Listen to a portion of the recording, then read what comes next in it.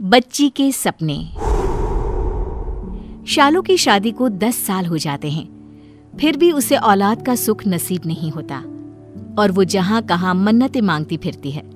कितने डॉक्टरों को दिखाती है, कितना कुछ करती है कि बस कोई माँ बोलने वाला इस दुनिया में आ जाए। एक दिन शालू पूजा घर में बैठे बैठे रोने लगती है। भगवान, मुझे ये ख्वाहिश नहीं कि मुझे बेटा ही हो, बस एक औलाद दे दे ताकि कोई मुझे बांझ ना बुलाए। इतने में ही राहुल वहां आ जाता है और शालू से कहता है, अरे भाग्यवान, ऐसा क्यों सोचती हो? हमारे आंगन में भी जल्द ही किलहारी गुंजेगी। इतने में ही शालू को उल्टियां होने लगती है और उसका मन खट्टा होने लगता है। राहुल तुरंत डॉक्टर को घर बुलाता है। पता नहीं शालू को अचानक क्या हुआ है, उसकी तबीयत खराब होने लगी तो मुझे जल्दबाजी में आपको बुलाना पड़ा। राहुल जी, चिंता की कोई बात नहीं है। जिस खुशी का आप बेसब्री से इंतजार कर रहे थे, वो खुशी आपको मिल गई। अरे, आप पिता बनने वाले हैं। क्या क्या सच कह रहे हैं आप? भगवान ने मेरी सुन ली। शालू और राहुल खुशी के मारे फूले नहीं समाते हैं और ये खुशखबरी पूरे मोहल्ले और अपने सारे रिश्तेदारों में भिजवाते हैं। मिठाइयाँ बांटते हैं।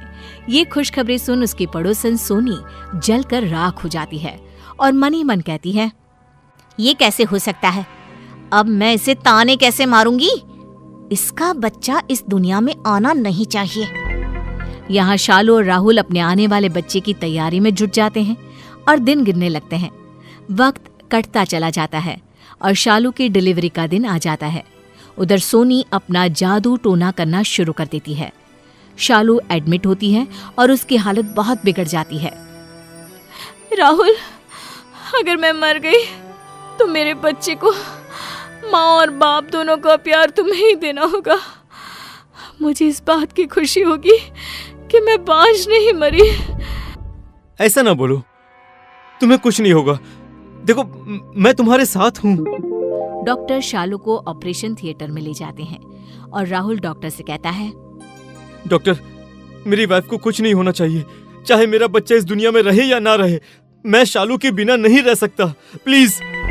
देखिए, मैं अपनी पूरी कोशिश करूंगा माँ और बच्चे दोनों को बचाने की। डिलीवरी के समय सोनी का काला जादू काम कर जाता है और शालू का बच्चा मर जाता है। राहुल इस बात को छुपा लेता है और तुरंत बगल के अनाथ आश्रम से एक बच्ची गोद लाकर शालू के पास लाकर रख देता है।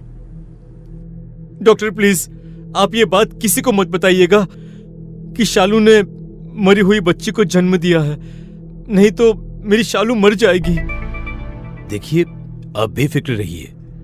डॉक्टर का काम किसी को जिंदगी देना है, लेना नहीं। शालू को होश आ जाता है और वो अपनी बच्ची को देखकर खुशी से फूले नहीं समाती।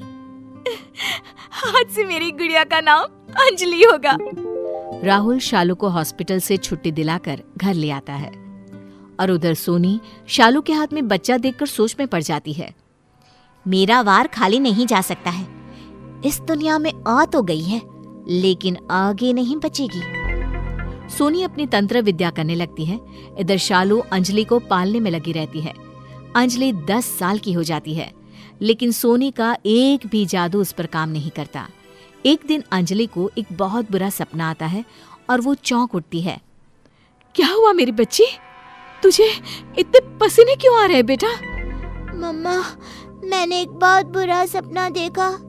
मैंने देखा कि मैं और मेरी दोस्त अंकिता स्कूल जा रहे हैं और स्कूल के सामने वाली गली में जो कुआं है ना, उसमें से एक भूत निकली और अंकिता को अपने साथ अंदर ले गई।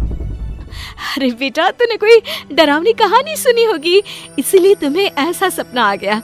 ये बस एक सपना था। हाँ मेरी बच्ची, सो जा मेरी रानी। शालू अंजलि को सुला देती है। सुबह जब शालू स्कूल जाती है तब वही सब उसके साथ होने लगता है। कुएं के अंदर से एक बड़ी आंखों वाली एक भूतनी निकल कर आती है और अंकिता को अपने साथ ले जाती है। ये देख अंजलि बेहोश हो जाती है, लेकिन किसी से कुछ नहीं कहती। फिर कुछ दिनों के बाद अंजलि को एक सपना आता है। वो देखता है कि बगल का एक बच्चा उसी कुएं के पास खड़ा है और भूतनी उसे अंदर ले जा रही है। फिर वही सब होता है। लेकिन अंजलि चुप रह जाती है। अंजलि को यूं ही सपने आते रहते हैं। ये बात मैं किससे कहूँ? मेरी बात तो कोई मानेगा नहीं, लेकिन मुझे कुछ न कुछ तो करना होगा, नहीं तो ये भूतनी कितने लोगों को खा जाएगी। अंजलि अपने आप में गुम रहने लगती है। अंजलि को ऐसा देख शालू राहुल से कहती है, पता नहीं हमारी बच्ची को क्या हो गया है, किसकी नजर लग गई है मेरी गुड़िया को, मुरझा सी गई है। अरे बाबा, तुम ज्यादा सोचती हो। बेटी अब बड़ी हो रही है, पढ़ाई की कुछ टेंशन होगी। हाँ, तुम ठीक कहते हो।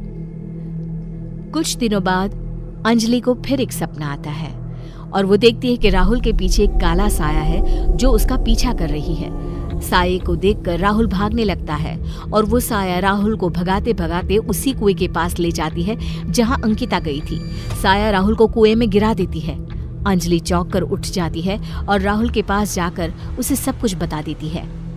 पापा, मैं आज आपको कहीं नहीं जाने दूंगी।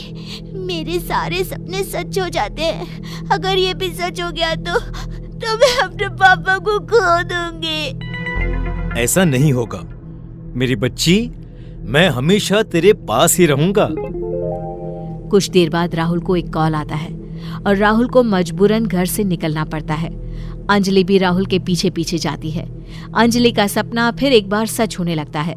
राहुल उसी कुएं के पास जाकर रुक जाता है। मैं अपने पापा को कुछ नहीं होने दूंगी। पापा रुक जाइए, आगे खतरा है पापा। राहुल अंजलि की बात सुनकर रुक जाता है।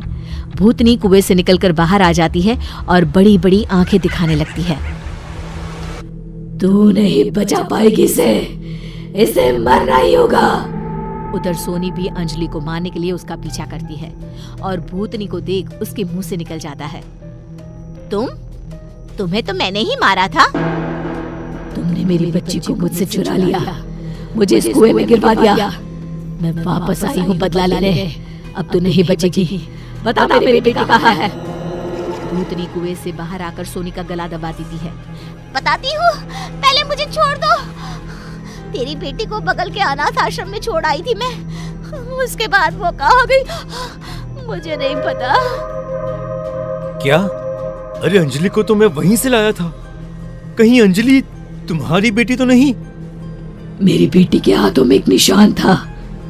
भूतनी अंजलि का हाथ देखती है और उसके हाथ पर भी वही निशान है जो निशान भूतनी के हाथ पर है। तुम मेरी बेटी है, मैं ही तेरी माँ हूँ। अच्छा, तो ये तेरी बेटी है, तभी मेरा कोई टोटका इस पर काम नहीं कर रहा था। माँ की तरह बेटी भी मोटी चमड़ी की है। सोनी अंजलि का गला दबाने लगती है। तभी भूतनी खूंखार बन सोनी का पेट फाड़ देती है और उसे कुएं में फेंक देती है। अंजलि रोने लगती है। मम्मा, आपने मुझे एक बार फिर नई जिंदगी दी है। मैं आपको इस तरह नहीं देख सकती हूँ। आप अब भगवान के पास चले जाइए। अंजलि रो रो कर भूतनी के गले लग जाती है और भूतनी मुक्त हो जाती है। राहुल उस कुएं को बंद करवा देता है।